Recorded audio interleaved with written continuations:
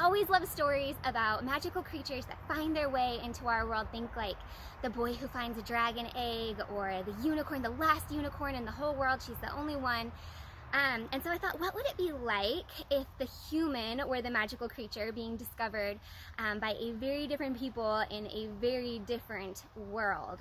And so Sky of Seven Colors was born. It reminds me a little bit of Gulliver's Travels, which was one of my favorites growing up, where he's traveling across the ocean to these wild, weird lands, but to the people who live there, he is the oddity.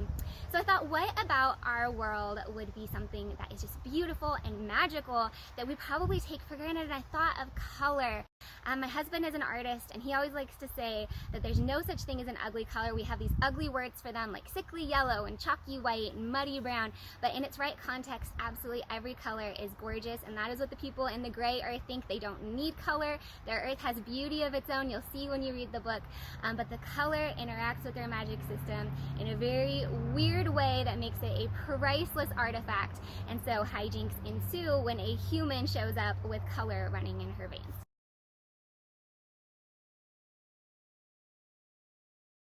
I live in Boise, Idaho. Idaho has some of the largest national forests and undeveloped lands in the lower 48 states at least, and it's absolutely beautiful. There's mountains, there's pine trees, but Boise is actually a desert, the capital city of Idaho. So you live down in this desert, things are brown, lots of farmland and irrigation, and then you drive for 45 minutes to an hour, and all of a sudden you're in this rich green forest. The air smells different, everything sounds different, there's more birds, there's more animals, you hear water trickling of streams, everything changes. And I always growing up just felt like anything could happen in the mountains, like it just felt like a magical place. And so of course, that is where I started my magical story.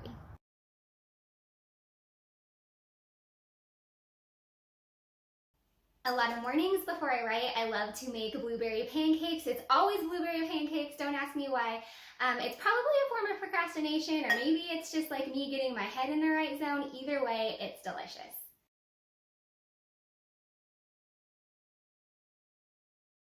Practical advice for those who have not signed with a publisher or an agent yet: read about craft all you can, and read in your genre all you can. We learn from examples, so read beyond your genre, read. That's how we learn. And then as far as pitching your novel, the most helpful thing for me was the blog Query Shark. Write it down, read every post on that blog. They have tons of examples of amazing pitches. It will teach you, because again, we learn from examples. For the people who are already signed and are on the publishing journey, I don't know how much advice I really have to give because I'm a debut, but I would say that I have discovered that I just love writing. I love making worlds and meeting my characters and creating stories that teach me lessons that I need to learn. And while it's just been amazing working with the publisher that I have and being in this community, just my advice would be, just don't lose track of your love of writing in all the busyness.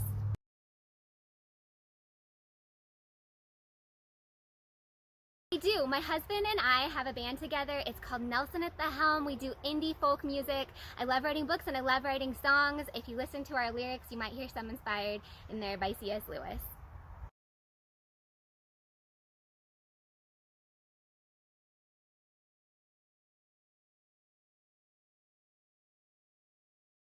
I have two answers for this one. Number one, I do struggle with chronic illness. In 2020, I was diagnosed with a benign brain tumor that causes chronic illness. And so as I discovered Meg, I found out that she was adversely affected by the atmosphere in the gray earth. So through much of the story, she's sick, she has to rely on medical care to make it through. And yet, even when she's miserable, even when things are hard, she still presses through, she has adventures. And I think that was really important for me to write, and I hope it'll be important for some of my readers to read. The second thing is, you hear a lot of people say, I love things clean, I'm so OCD. I actually do have obsessive compulsive disorder. It's both a curse and a superpower, but you'll see it in certain fears that Meg has, and also in the way that she's very obsessed with knowing at all times where her travel items are, which serves her in the end. We are different in some ways. I am an extrovert, Meg is an introvert, and I think that I would have chatted it up with more people in the King's house than she did.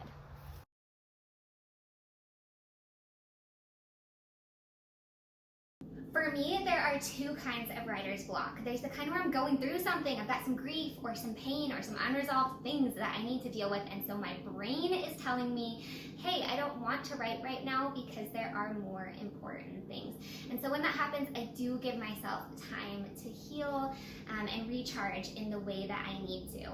And then there's the other kind of writer's block, and that is our brains like the path of least resistance. We don't like to do hard things necessarily. And so sometimes I wake up in the morning and writing just seems hard, and the way I fight against that is by doing something hard. So I do a chore I've been neglecting, I go and do a hard workout, something to get me in the zone to say, hey brain, we're doing hard stuff today whether you like it or not, and writing seems so much easier after that.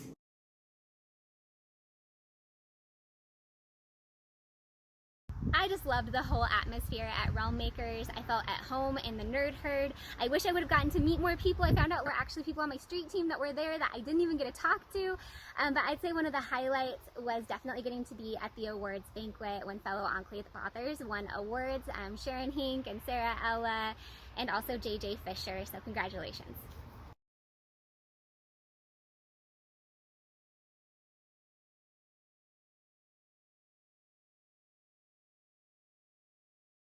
I probably do post about libraries a little bit too much. I love them. I spent a lot of time in the library growing up. It was the first place that I discovered fairy tales. I remember opening the books in the kids section and seeing these beautiful illustrations of Cinderella and Beauty and the Beast. Also, when I was young, I was on the teen advisory board for the library, so kind of on pretend staff, and I would just be there like every day of the week. It was so fun. Also, as an adult, I would say like the library is amazing because it means that we as humans have decided that books are so important that they are one of the very few things that we will make sure is free to all levels of society, no matter what.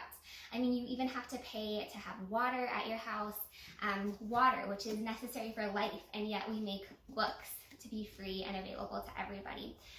It's incredible, and I love the smell, and I love discovering new things to read. What isn't magical about libraries?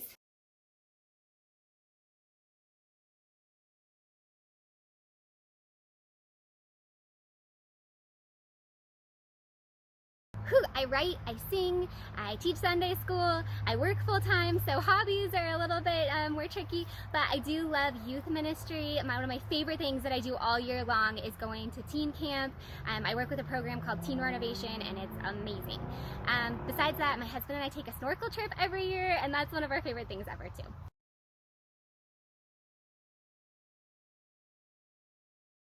I don't really go into it that much in the final version of Sky of Seven Colors, but the gray earth really is a version of our earth. They're kind of overlaid with each other, and there's a very thin separation of a veil between the two. And so I wanted them geologically and geographically to be very similar, even though they've had slightly different geological histories to account for different coastlines. But as you can see, Meg is in the Pacific Northwest near where I live, and so I set up the events of the gray earth to be happening in a similar landscape with the ocean right here, and then mountains. Lots of waterfalls.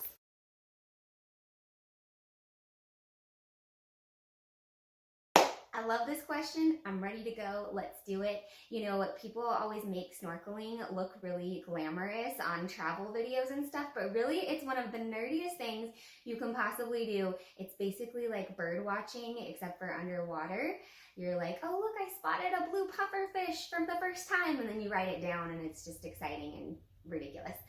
So if I could take anyone snorkeling from the gray earth, I would take Prost, because he is a nerd, and I think he would freak out over all the colorful fish and probably try to make a scientific catalog of all of the different sea animals that he sees to take back to the gray earth with him.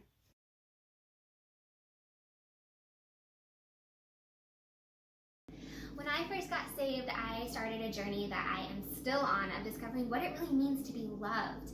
John 15:13 tells us that true love is to die for someone else, to give of yourself for someone else. And I don't know about you, but I have a hard time understanding why somebody would love me like that without me giving anything back or them receiving anything in return.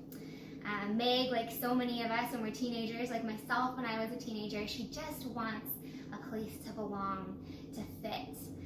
and she doesn't know what that's gonna look like. And then she ends up in this gray earth where everybody wants her, everybody desires her, they have a place for her, and yet is she loved? So I really got to explore those themes of the difference between desire and love and what it truly means to belong. And there were some lessons that I preached to myself along the way and just received from as I went.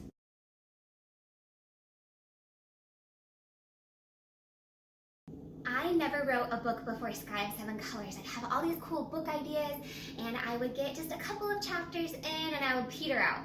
So I say the hardest part for me was really just learning how to write a book and how to finish something and persevere.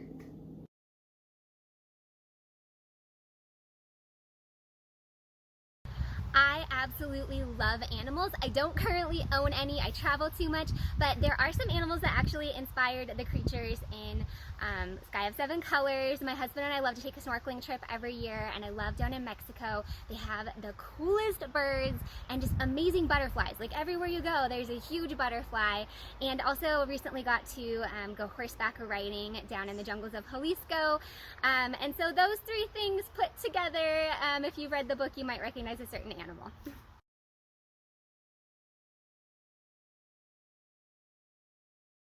I started with fairy tales and fantasy and I never left. If you are going to tell a story, it's made up. So why wouldn't you get to put some magical elements in it? Why be stuck to the boring, old, normal world? And when I was really wrestling through what I believed in college, one of the apologetics, apologetic just means a reason why, a defense for. So one of the apologetics for faith that was really interesting to me was called the hunger apologetic. And it is basically, if you are hungry for food, that probably means that there's something like food that exists that is meant to nourish your body. And so as I read fairy tales growing up and I had this deep hunger for something beyond this world that's more than just our existence, our material world, it's kind of unapologetic to me, not that fairies exist and magic exists, but that there is something supernatural, something so wonderful beyond what we can even imagine in this world that is real. And so I love that in fantasy stories, we get to point to those things, the realities of heaven.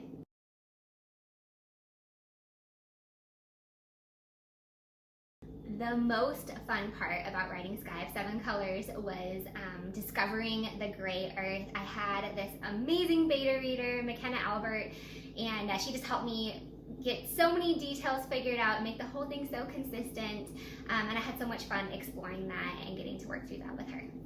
Thank you so much for watching my interview. I cannot believe that this book is launching into the world soon, where real people are going to read it. Thank you to Enclave Publishing, who have just been absolutely incredible to work with. And if you are a reader, I just want to invite you to take a journey into the gray earth. Beware, it may change you. I know it did change Meg, and it changed me as well.